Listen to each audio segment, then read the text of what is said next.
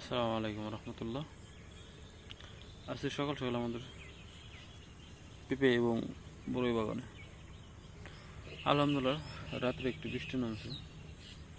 চারিদিকে পরিবেশ আলহামদুলিল্লাহ অনেকটি ভালো, এখন স্বাচ্ছন্দ্য বোধ আর কি। তো আমরা দেখাতে নিয়ে আসলাম আপনাদের যে আমাদের কুল যে বাগানটা, এই বাগানটায় তো আসেন দেখে যাই আমাদের যে কুল বাগানটা তাহলে কেমন হয়। এইটা আমাদের কুল গাছ, এটা আমাদের পেঁপে গাছ। অবশ্য পেঁপে গাছটা আমাদের কেটে দেওয়া হবে। আমরা এই পেঁপে গাছেই ভিতরে এই যে কুলটা লাগাইছি, কিছুদিন আগে সার প্রয়োগ করা হয়েছে।